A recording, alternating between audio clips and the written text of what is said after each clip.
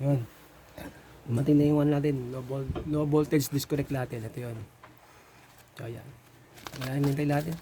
Dapat kahapon pa ito eh. Buksan natin. Yun o.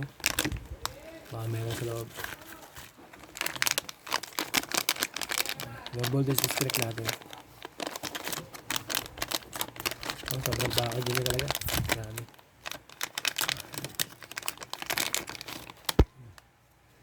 Yun. Kung makikita nyo, ito yung ating isa mo ito. Para mas maliwanag. Yan. Yan. Kung nakikita nyo, ito yung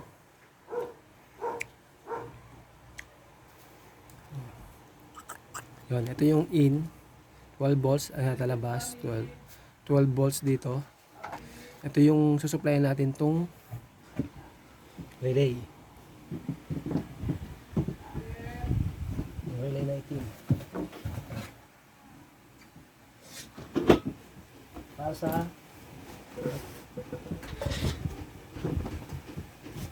sa ating isa nito. Ayan.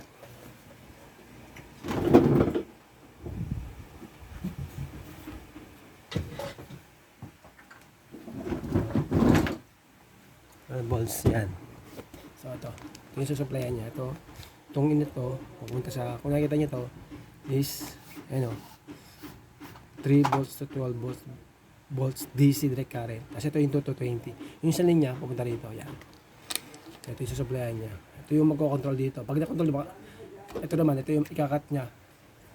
Pag may sinuplayan to, nag-activate to, sinuplayan niya to, mag-switch to. Kasi yung sa linya yan, sa pupunta sa inverter, sa supply o kaya inverter ito 20 yan. Pwede sa mong isang gagamitin. Okay, yun na.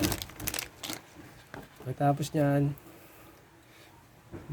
maliit lang siya, sakto lang sa ano.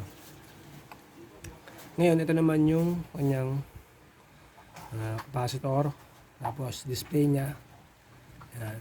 Ito nyo, mababago yung kanyang gusto nyo tumaas, gusto nyo ibaba yung yung settings nyo.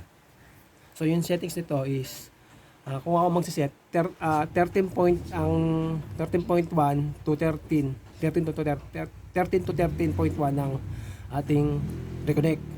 Ang disconnect natin is 12.7 yan to 12.6 o 8 ganyan. Kasi kaya ganoon kasi yung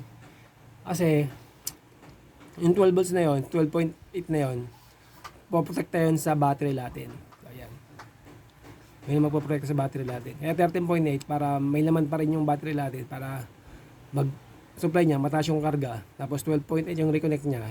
Yung ano yan, low voltage disconnect niya. Ang mangyayari doon, mapoprotekta natin yung battery. Yan. Hanggang gagamitin na natin to hanggang hanggang alas 2:30. Kasi yung supply ng solar natin ng ating what I call this, ating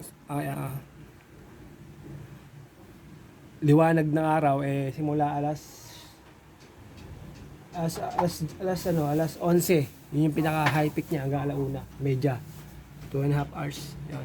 Pero yung mga alas 7 hanggang alas 11, ano yun, kunyari 5%, 1% hanggang pagdating na ng 9, mga 40% na yan. Pagdating ng 10 ano na yan, 50%. Tapos bilang palo na 11, 100% yung yung kanyang kuha ng power. So yun. Ayun lang. So yan. So ito. Ayan. Okay. Napakaganda nga pala na meron kang low voltage disconnect. Pag bibili ka nga pala nito, kailangan bago ka mag-solar, kailangan meron ka din nito. Sabay nito ang battery saka to. Pagsabayin mo yung dalawa na ito. Napakaganda nito. Thank you.